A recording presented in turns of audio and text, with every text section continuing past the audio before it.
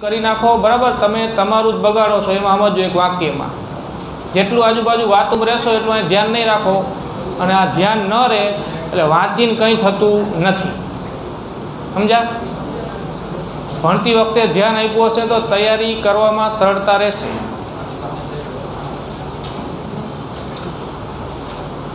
શરૂઆત કરીએ। જો ચેપ્ટરનું નામ છે પરમાણુઓ, એટલે આમાં કંઈ લાંબી વાત નથી આખા ચેપ્ટરમાં બરાબર। તમારે ચેપ્ટરમાં પરમાણુ મોડેલનો અભ્યાસ કરવાનો છે। રુધરફોર્ડનું પરમાણુ મોડેલ, બોર પરમાણુ મોડેલ અને કુલમના નિયમનો ઉપયોગ કરીને જ આપણે આ પરમાણુમાં તંત્રની સ્થિતિ ઉર્જા, ઇલેક્ટ્રોનની ગતિ ઉર્જા, કુલ ઉર્જા બરાબર આ બધું ભણીશું। ત્યારબાદ પરમાણુમાં ઉર્જા સ્તરોનો અભ્યાસ કરીશું અને એને અનુરૂપ બધા એક્ઝામ્પલ્સ। પરમાણુ વર્ણપટનો અભ્યાસ કરીશું બરાબર। પરમાણુ હાઇડ્રોજન પરમાણુ વર્ણપટ, એમાં આવતી જુદી જુદી વર્ણપટ શ્રેણીઓ, આ બધી વાત છે અને સહેલું છે બરાબર। અહીં ધ્યાન આપજો। પહેલાં આપણે પ્રસ્તાવનામાં પરમાણુઓ વિશે કેટલીક હકીકતો થોડીક યાદ કરીએ બરાબર। ત્યારબાદ આપણે થોમ્સનનું પરમાણુ મોડેલ કે જે સંપૂર્ણપણે નિષ્ફળ હતું, તો એને પરમાણુ મોડેલમાં શું વાત કરી હતી અને કેમ નિષ્ફળ હતું બરાબર એ વાત કરીશું।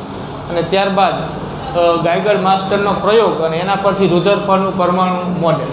એટલે શરૂઆતમાં બધું થિયોરિટિકલ છે બરાબર। અહીં ધ્યાન આપો જો જરા। પહેલાં તો પરમાણુઓમાં પ્રસ્તાવનામાં આપણે પરમાણુઓ વિશે કેટલીક હકીકતો અહીંયા યાદ કરીને લખીએ। જુદા જુદા વૈજ્ઞાનિકોએ કરેલી અમુક શોધ પરમાણુઓ વિશે બરાબર આપણે અહીંયા લખીએ। તો પહેલાં તો પરમાણુ એટલે શું, એમ સિમ્પલ પ્રશ્ન એવો થાય। તમે હવે હું સૂચના નહીં આપું, ખરેખર કહું છું, તમે વાતું બંધ રાખો, મોઢા બંધ રાખો, થોડું અહીં ધ્યાન આપવાનું રાખો।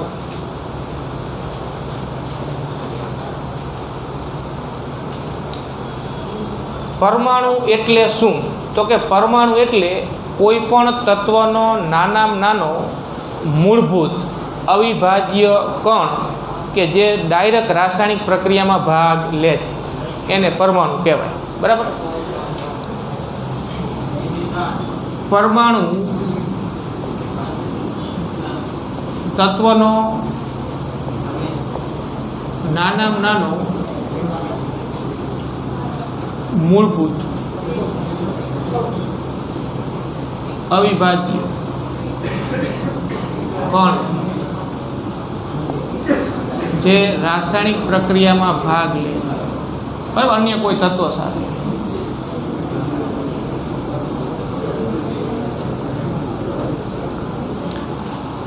કોઈ પણ તત્વ વિચારો તમે, આવર્ત કોષ્ટકમાં જેટલા તત્વો આપ્યા છે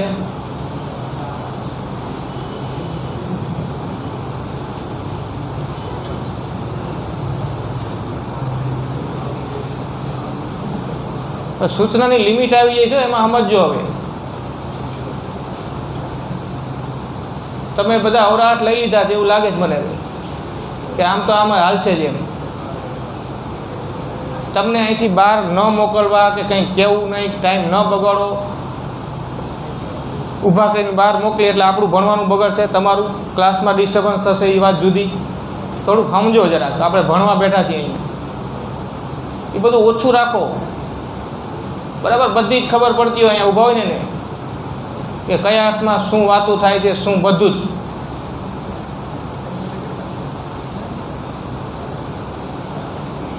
પહેલી છેલ્લી વાત એ હોય ક્લાસરૂમમાં કે આપણે અહીંયા ભણવા બેઠા છીએ, અહીંયા કંઈક ચાલુ હોય એટલે આપણી ફરજ બને છે અને આપણી જરૂરિયાતય બને છે કે અહીંયા ધ્યાન આપવું, થોડુંક ભણવા પ્રત્યે રાખો જરાક, એ ઓછું રાખો। બધું જ અહીંયા ખબર હોય મને, બધી જ બધું લેટ ગો કરવામાં આવે છે, એમાં સમજો।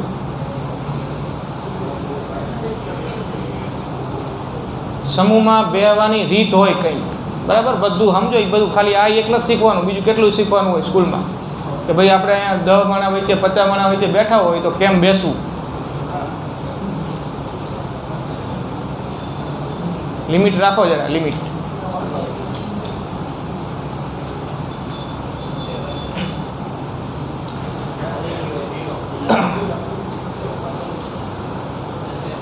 પરમાણુમાં તત્વનો નાનામાં નાનો ભાગ अथवा मूलभूत बराबर अविभाज्य कण ए परमाणु थयो तत्वनो એ ડાયરેક્ટ રાસાયણિક પ્રક્રિયામાં ભાગ લઈ શકે છે। હવે તમે આવર્ત કોષ્ટકમાંનું કોઈ પણ તત્વ વિચારો, કોઈ પણ તત્વ, એ તત્વ હવે મોટું બંધ રાખને ભાઈ, ખૂબ બધા હેલો, કોઈ પણ તત્વ વિચારો, આવર્ત કોષ્ટકમાંનું કોઈ પણ તત્વ વિચારો, એ તત્વનો જે નાનામાં નાનો કણ છે એ પરમાણુ છે, અને કોઈ પણ એક તત્વ એ એક જ પ્રકારના પરમાણુનું બનેલું હોય છે। સંયોજન શબ્દ વાપરો તો એમાં એક કરતાં વધારે પ્રકારના પરમાણુ હોય, બે તત્વોનું સંયોજન હોય તો।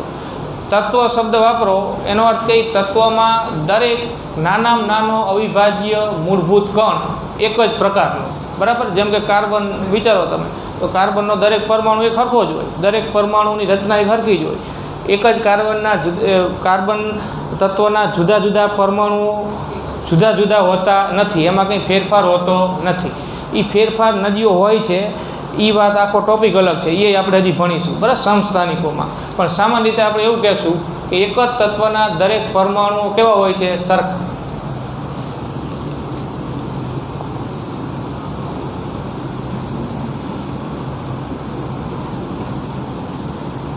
એક જ તત્વના દરેક પરમાણુ સમાન હોય છે।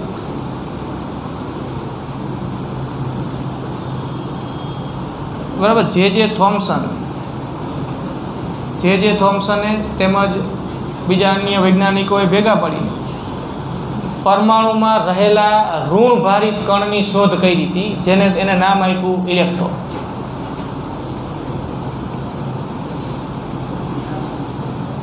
પરમાણુમાં રહેલા ઋણ ભારિત કણ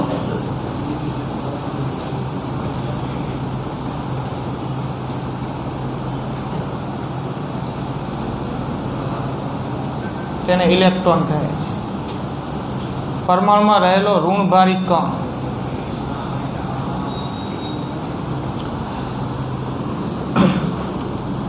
ઇલેક્ટ્રોન માટે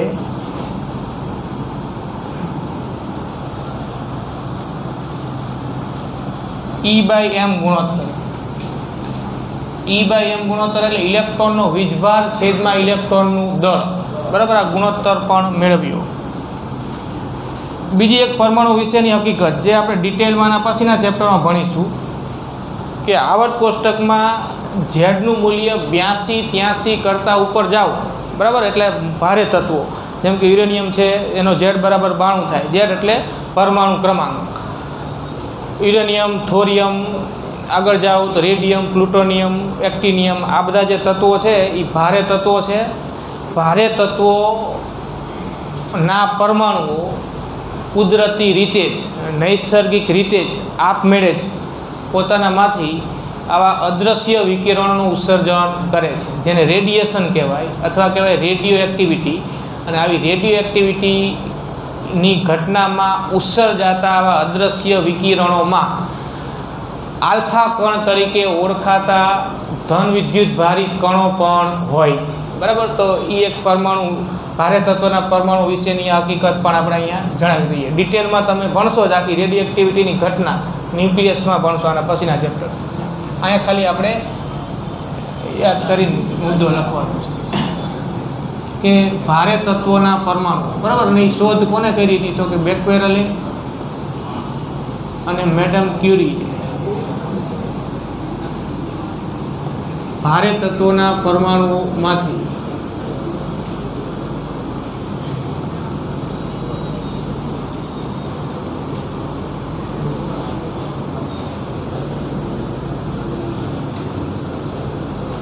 રેડિયો એક્ટિવ વિકિરણો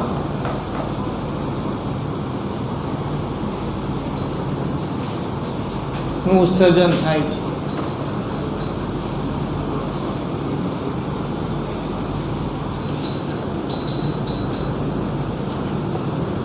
બરાબર, એવી શોધ કરી, રેડિયો એક્ટિવિટીની ઘટના કહેવાય। આ રેડિયો એક્ટિવ વિકિરણોમાં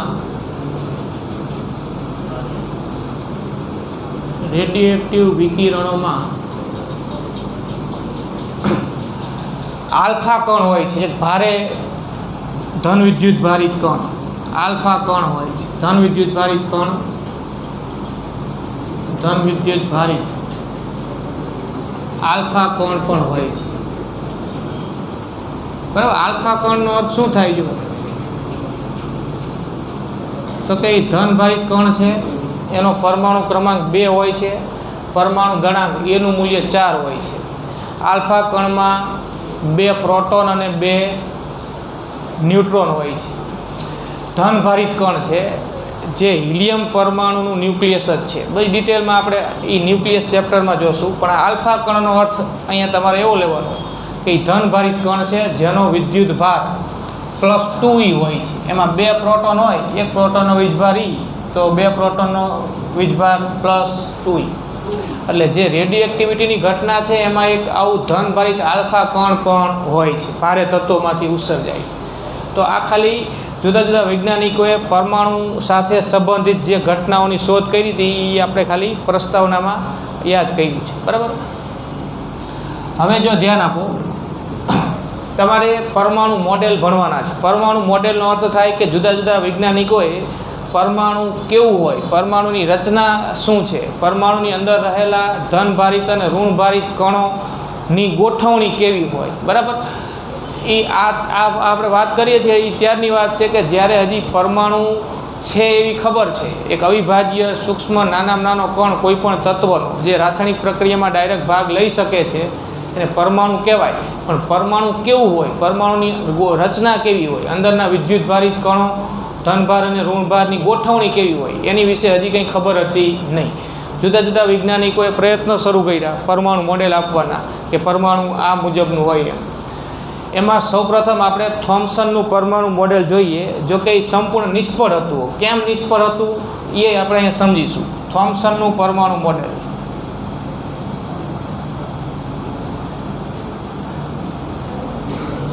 પરમાણુ મોડેલ અને તેની નિષ્ફળતા. બરાબર. જો ધ્યાન આપો, થોમ્સને પરમાણુ મોડેલ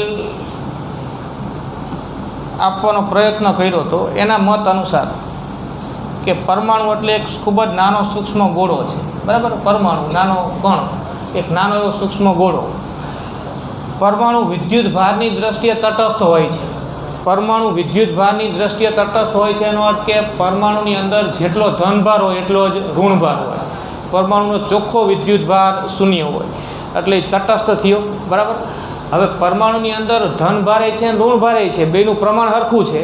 તો આ ધન અને ઋણભારની ગોઠવણી કઈ રીતે હશે? તો થોમ્સનના મત અનુસાર એને એવી વાત કરી કે પરમાણુના એટલે કે એ પરમાણુ એક સૂક્ષ્મ નાનો ગોળો છે અને ગોળાની અંદરનો જે ધનભાર છે એ આખા વિસ્તારમાં એ સતત રીતે પથરાયેલો હોય છે. બરાબર. તમે વિદ્યુત ભારનું વિતરણ ભણી ગયા. પરમાણુ એક નાનો સૂક્ષ્મ ગોળો ગણો તો એ સમગ્ર ગોળામાં ધનભારનું સતત વિતરણ, એટલે આ સતત કદ વિતરણ જેવી વાત થઈ. કોઈ ગોળાના સમગ્ર કદમાં વિદ્યુતભાર વિતરિત થયેલો હોય તો એ સતત કદ વિતરણ થયું. એવી રીતે આ પરમાણુના સમગ્ર કદમાં ધન વિદ્યુતભાર સતત પથરાયેલો હોય છે. અહીંયા ધનભાર છે ને અહીંયા નથી એવું નહીં. આખો ગોળો કેવો વિદ્યુતભારી? ધન વિદ્યુતભારી. એટલે વિદ્યુતભાર ધન વિદ્યુતભાર સતત પથરાયેલો હોય છે. જ્યારે ઋણભારિત માટે એ વાત કરી અને એ વાત ત્યારે જાણીતી હતી કે પરમાણુની અંદર ઋણ વિદ્યુતભારિત કણ એટલે શું? ઇલેક્ટ્રોન. તો ઇલેક્ટ્રોન અંદર છે. બરાબર. કેમ કે માત્ર ધન વિદ્યુતભારિત ગોળો તો હોય નહીં, તો એ તટસ્થ ન હોય. પરમાણુ તટસ્થ છે એનો અર્થ કે જેટલો ધનભાર છે એટલો જ અંદર ઋણભાર છે. ધનભારનું વિતરણ એને આવું વિચાર્યું કે સમગ્ર ગોળામાં ધનભાર સતત પથરાયેલો છે.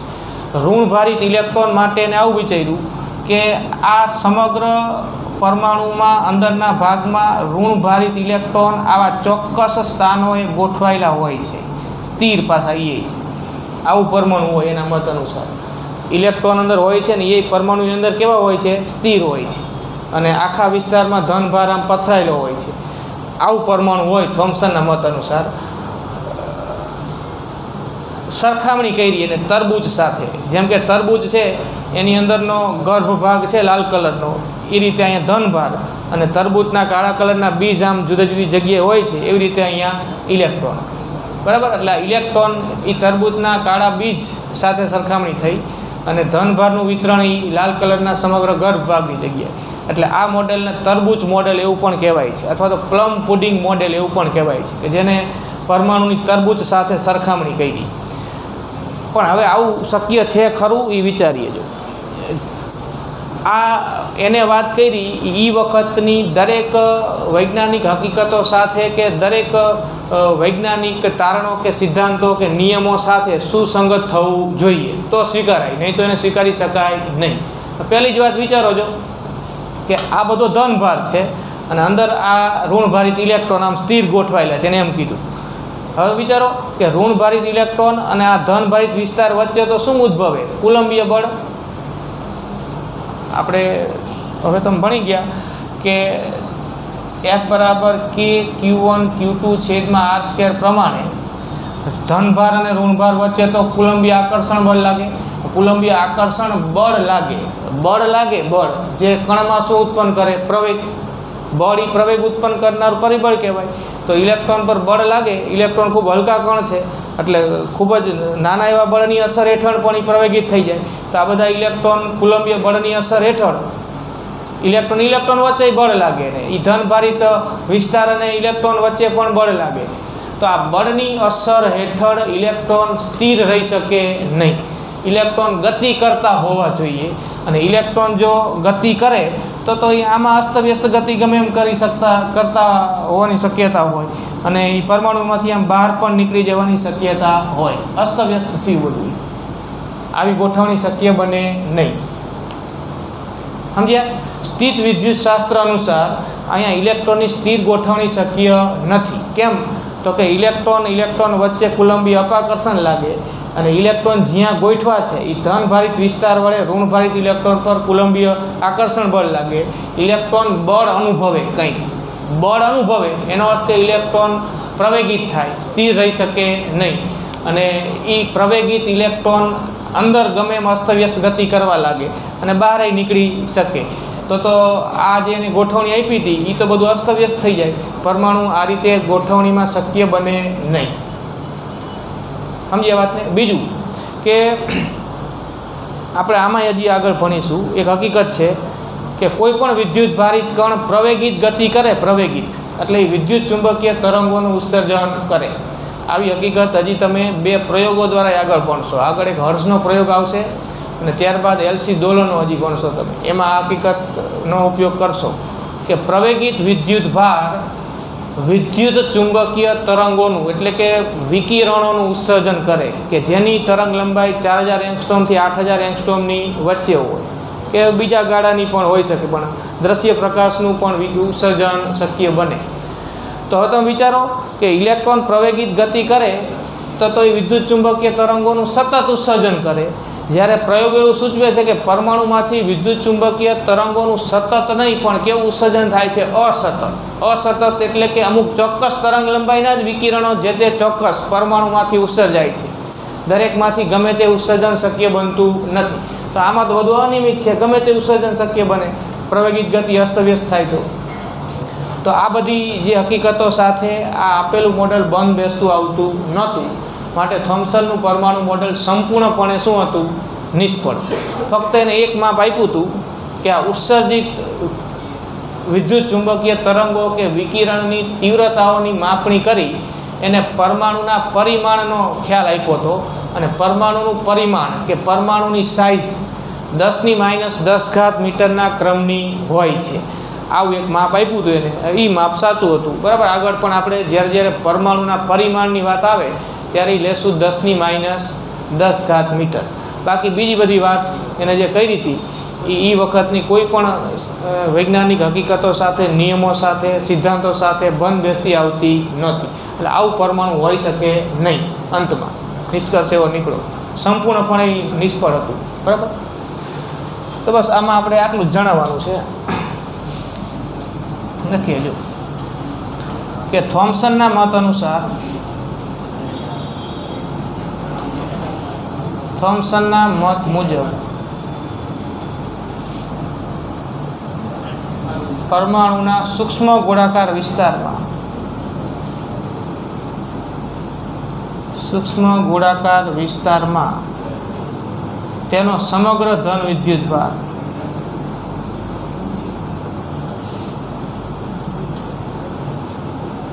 વિદ્યુતભાર સતત વિતરિત થયેલો હોય છે.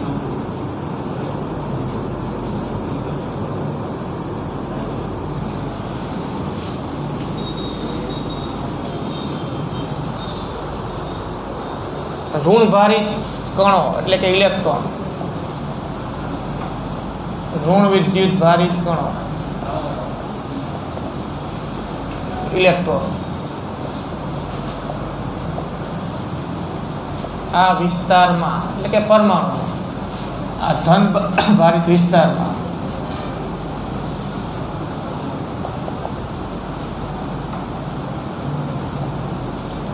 ચોક્કસ સ્થાનોએ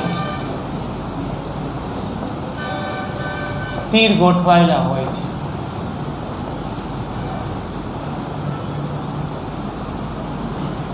બરાબર, આવું એને પરમાણુ મોડેલ આપ્યું.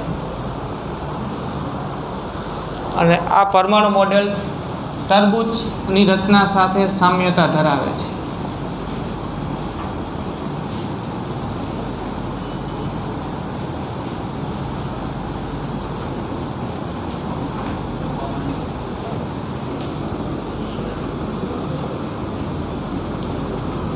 સામ્યતા ધરાવે છે માટે તેને તરબૂચ મોડેલ અથવા પ્લમ પુડિંગ મોડેલ પણ કહે છે. થોમ્સનનું તરબૂચ મોડેલ કે પ્લમ પુડિંગ મોડેલ, તરબૂચ જેવું પરમાણુ વિચાર્યું.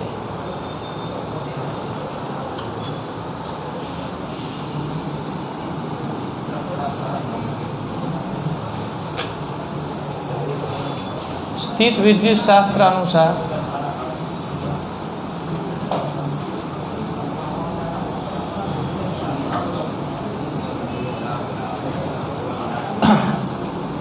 ઇલેક્ટ્રોન કુલંબીય બળ અનુભવે, વિદ્યુત બળ.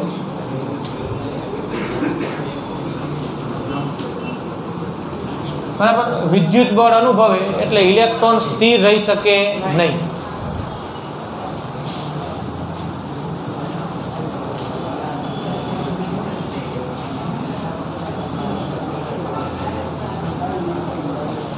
આ નિષ્ફળતા થઈ.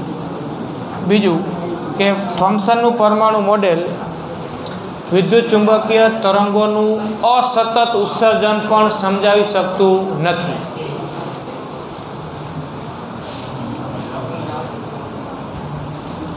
આ મોડેલ વિદ્યુત ચુંબકીય તરંગો કે વિકિરણ શબ્દ વાપરો તો ચાલે. આ મોડેલ પરમાણુમાંથી વિકિરણોના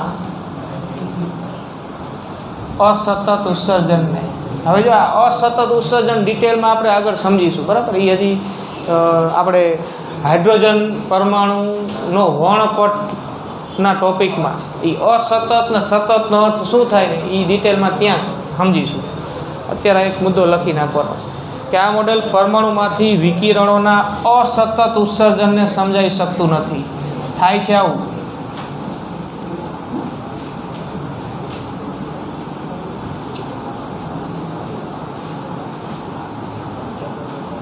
સમજાવી શકતું નથી. બરાબર, એક સાચી વાત કરીએ ને આટલામાં કે પરમાણુની સાઇઝ 10⁻10 મીટરના ક્રમની હોય એટલી એક સાચી વાત, બાકી બધા ગપ્પા માંડ્યા. હા, આવું ન હોય. બરાબર,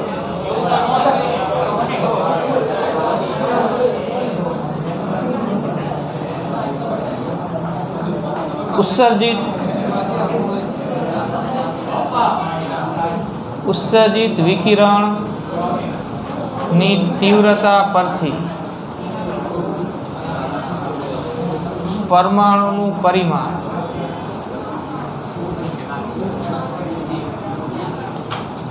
10⁻10 મીટર ના ક્રમનું અંદાજવામાં આવ્યું.